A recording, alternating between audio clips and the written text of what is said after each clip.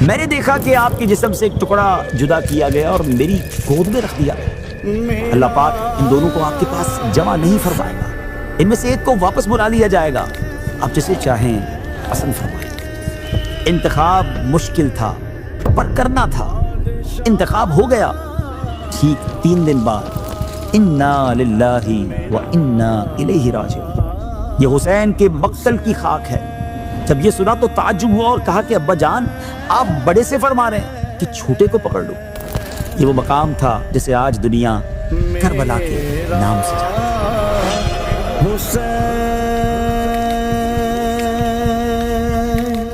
السلام علیکم ورحمۃ اللہ وبرکاتہ۔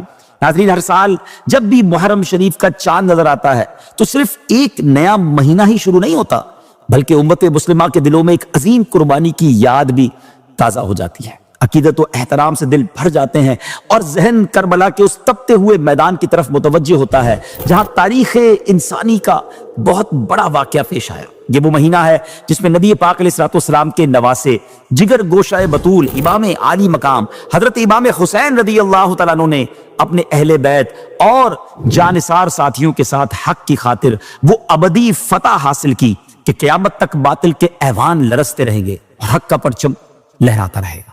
محرم کا چاند نظر آتے ہی مدینے والے کے پیارے لاڈلے یاد آتے ہیں، وہی پیارے حسین جنہیں نبی پاک علیہ السلام سینے سے لگاتے تھے اور جن کے بارے میں یہاں تک فرمایا حسین مجھ سے ہیں اور میں حسین سے ہوں۔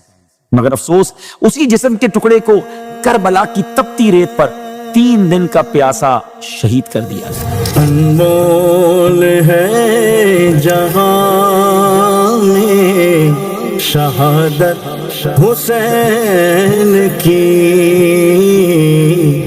محرم ہمیں صبر، وفا اور قربانی کا درس دیتا ہے کہ حق کی خاطر سر کٹایا تو جا سکتا ہے مگر باطل کے سامنے جھکایا نہیں جا سکتا۔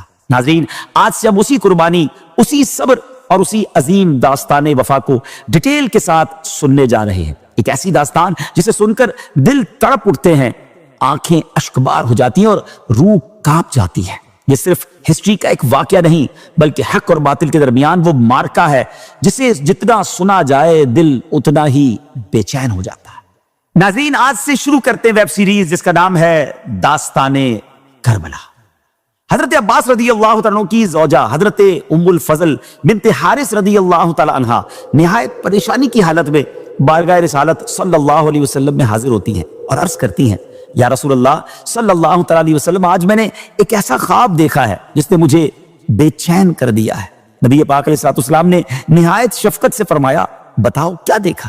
حضرت ام الفضل رضی اللہ تعالیٰ عنہ عرض کرتی ہیں، یا رسول اللہ علیہ السلام، خواب بہت سخت ہے، مجھ میں اسے بیان کرنے کی ہمت نہیں۔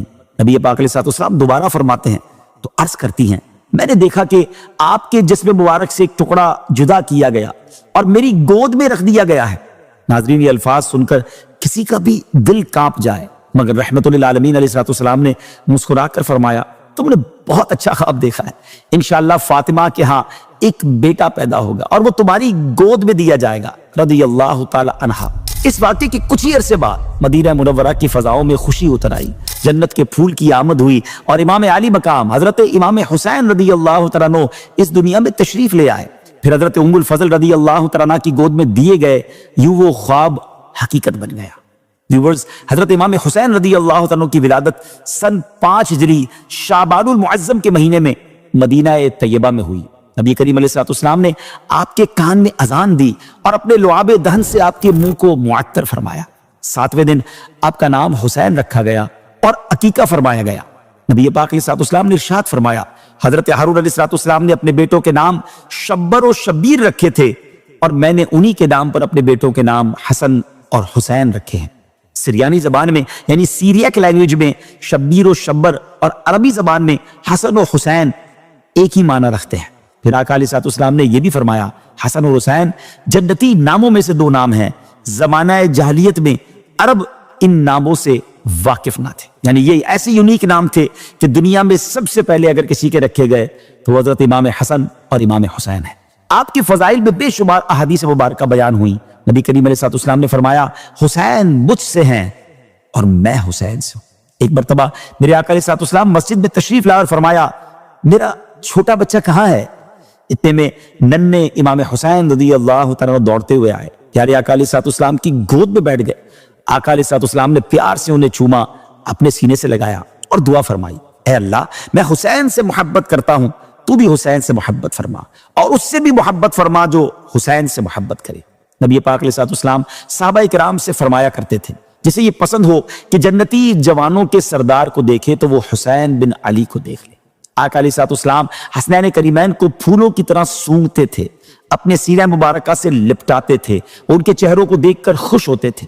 یہ نبی پاک علیہ الصلوۃ والسلام مولا علی المرتضیٰ کرم اللہ تعالی وجہ الکریم اور بی بی فاطمہ رضی اللہ تعالیٰ عنہ کی تربیت ہی کا اثر تھا کہ امام علی مقام عبادت، تقوی، صبر اور سخاوت کا عظیم پیکر بن گئے۔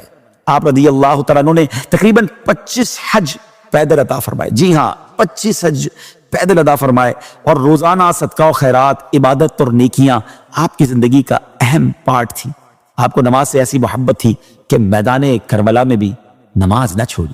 پھر ایک دن ایسا آیا کہ پیارے آقا علیہ الصلوۃ والسلام ان کو اپنی ایک ران پر اور اپنے شہزادے حضرت ابراہیم علیہ الصلوۃ والسلام کو دوسری ران پر بٹھائے ہوئے تھے کہ حضرت جبریل امین علیہ الصلوۃ والسلام حاضر ہوئے اور عرض کیا، یا رسول اللہ علیہ الصلوۃ والسلام، اللہ کریم ان دونوں کو آپ کے پاس جمع نہیں رکھے گا، ان میں سے ایک کو واپس بلا لیا جائے گا، اب آپ جسے چاہیں پسند فرما لیں۔ ناظرین، انتخاب ہمیشہ آسان نہیں ہوتا، کچھ انتخابات بڑے مشکل ہوتے ہیں۔ ایک طرف اولاد ہے، دوسری طرف اولاد کی اولاد ہے، یہ کیسا انتخاب ہے؟ پر نبی پاک علیہ الصلوۃ والسلام نے انتخاب فرمایا۔ آپ نے فرمایا اگر حسین جدا ہو جائیں تو ان کی جدائی میں فاطمہ علی کو تکلیف ہوگی اور مجھے بھی شدید تکلیف ہوگی، اور اگر ابراہیم وفات پا جائیں تو زیادہ غم مجھ کو ہوگا، اس لیے مجھے اپنا غم پسند ہے۔ ناظرین، اس واقعے کے صرف 3 دن بعد حضرت ابراہیم رضی اللہ تعالیٰ عنہ دنیا سے رخصت ہو گئے، اور اس کے بعد جب بھی امام حسین نبی پاک علیہ الصلوۃ والسلام کی خدمت میں حاضر ہوتے تو پیارے آقا علیہ الصلوۃ والسلام ان کی پیشانی کو چومتے، آنکھیں بھر آتی اور لوگوں سے فرماتے، میں نے حسین پر اپنے بیٹے ابراہیم کو قربان کیا ہے۔ ایک مرتبہ حضرت امام حسین رضی اللہ تعالیٰ عنہ اور امام حسن رضی اللہ تعالیٰ عنہ پیارے آقا کے سامنے کم سنی کے زمانے میں آئے اور وہ ایک دوسرے سے کشتی لڑ رہے تھے، تو نبی پاک علیہ الصلوۃ والسلام بیٹھے ہوئے یہ کشتی ملاحظہ فرما رہے تھے، تو حضرت حسن سے پیارے آقا نے فرمایا کہ حسین کو پکڑ لو۔ حضرت فاطمہ تو زہرا نے کہا کہ ان کو بڑا تعجب ہوا کہ عرض کیا، ابا جان آپ بڑے سے فرما رہے کہ چھوٹے کو پکڑ لو، تو پیارے آقا علیہ السلام نے فرمایا دوسری طرف جبرائیل حسین سے کہہ رہے ہیں کہ حسن کو پکڑ لو۔ اللہ اکبر، یہ کیسا گھرانہ ہے، یہ کیسی برکت والے لوگ ہیں کہ ان کے خاندانی معاملات میں فرشتوں کی آمد ہو جاتی ہے۔ ویورز، ایپیسوڈ کے سٹارٹ میں ہم نے سنا تھا کہ امام علی مقام کی ولادت کی خوشخبری ولادت سے پہلے ہی دے دی گئی تھی، اسی طرح آپ رضی اللہ تعالیٰ کی شہادت کی خبر بھی آپ کے دودھ پینے کے زمانے میں ہی سنا دی گئی تھی۔ جی ہاں، حضرت علی، حضرت فاطمہ الزہرا اور دیگر صحابہ کرام علیہ الرضوان اور اہل بیت کے جانثار سبھی لوگ آپ کے زمانہ شیر خارگی ہی میں جان گئے تھے کہ نبی پاک علیہ الصلوۃ والسلام کا یہ لال ظلم و ستم کے ہاتھوں شہید کیا جائے گا اور اس کا خون نہایت بے دردی کے ساتھ زمین کربلا میں بہایا جائے گا۔ حضرت عائشہ صدیقہ رضی اللہ تعالیٰ روایت کرتی ہیں کہ نبی پاک صلی اللہ تعالیٰ علیہ وسلم نے فرمایا، جبرائیل نے مجھے خبر دی ہے کہ میرے بعد میرا بیٹا حسین زمین طف میں شہید کیا جائے گا۔ حضرت جبریل امین کربلا کی مٹی بھی ساتھ لائے تھے اور فرمایا تھا یہ حسین کے مقتل کی خاک ہے۔ ناظرین، طف کوفہ کے قریب اس مقام کا نام تھا جسے آج دنیا کربلا کے نام سے جانتی ہے۔ اسی طرح کبھی بارش کے فرشتے کے ذریعے خبر دی گئی تو کبھی ام سلمہ رضی اللہ تعالیٰ عنہ کو خاک کربلا دینے اور اس خاک کے خون ہو جانے کو شہادت امام حسین کے سائن قرار دینے کا ذکر ملتا ہے، جس سے معلوم ہوتا ہے کہ نبی پاک علیہ الصلوۃ والسلام کو ان کی شہادت کے بارے میں بار بار اطلاع دی گئی اور آپ نے بھی بارہا اس کا ذکر فرمایا، جس کی وجہ سے حضرت امام حسین رضی اللہ تعالیٰ عنہ کی شہادت کی خبر بچپن سے ہی خوب مشہور ہو چکی تھی۔ سب کو معلوم ہو گیا تھا کہ آپ رضی اللہ تعالیٰ عنہ کربلا کے میدان میں شہید کیے جائیں گے۔ مولا علی کرم اللہ تعالیٰ وجہ الکریم تو خود اس مقام کو دیکھ کر آئے تھے جہاں امام پاک نے شہید ہونا تھا۔ آپ رضی اللہ تعالیٰ عنہ جب اس مقام پر پہنچے تو فرمایا، نبی کریم علیہ الصلوۃ والسلام نے مجھے خبر دی تھی کہ حسین فرات کے کنارے شہید کیے جائیں گے۔ پھر آپ اس مقام پر گئے جہاں بعد میں شہداء کی قبریں بنی اور فرمایا یہاں ان شہداء کے اونٹ باندھے جائیں گے، یہاں ان کے کجاوے یعنی سیڈلز رکھے جائیں گے، یہاں آل محمد علیہ الصلوۃ والسلام کے جوان شہید ہوں گے اور آسمان و زمین ان پر روئیں گے۔ ناظرین ذرا غور کیجئے، نبی پاک علیہ الصلوۃ والسلام جانتے تھے، مولا علی کرم اللہ تعالیٰ وجہ الکریم جانتے تھے، سیدہ فاطمہ الزہرا رضی اللہ تعالیٰ عنہا جانتی تھی، پورا اہل بیت جانتا تھا کہ حسین کربلا میں بے دردی کے ساتھ شہید کیے جائیں گے۔ مگر کوئی حضور کی بارگاہ میں آ کر یہ عرض نہیں کرتا کہ حسین کی خبر شہادت نے تو دل اور جگر پارا پارا کر دیا ہے، اب آپ دعا فرمائیں کہ اللہ عز و جل حسین کو اس حادثے سے محفوظ رکھے۔ کسی نے یہ دعا نہ کی کہ یا اللہ کربلا نہ آئے، کیونکہ محبت والے آزمائش سے بھاگا نہیں کرتے، وہ اللہ کی رضا پر سر جھکا دیتے ہیں۔ نبی پاک علیہ الصلوۃ والسلام کی آنکھوں سے آنسو بہتے تھے مگر زبان پر رضا تھی، مولا علی کے دل پر غم تھا مگر لبوں پر صبر تھا، سیدہ فاطمہ کے رضی اللہ تعالیٰ عنہ کے دل میں درد تھا مگر دعا یہی تھی کہ میرا حسین کامیاب ہو جائے۔ شاعر کہتے ہیں نا، زبان پر شکوے رنج و علم لایا نہیں کرتے، نبی کے نام لیوا غم سے گھبرایا نہیں کرتے۔ اور ناظرین پھر وقت آیا، کربلا میں سب کچھ چلا گیا، کل گھر اجڑ گئے، خون سے لت پت جسم تڑپتے رہے، ننھے بچے پیاس سے بلبلاتے رہے، ماؤں کے لال خاک پر گرے رہے مگر حسین ہارے نہیں، سر کٹ گیا مگر جھکا نہیں۔ اس لیے آج بھی دنیا کہتی ہے کربلا شکست کا نہیں، حسین کی کامیابی کا نام ہے۔ شاعر کہتے ہیں نا، قتل حسین اصل میں مرگ یزید ہے، اسلام زندہ ہوتا ہے ہر کربلا کے بعد۔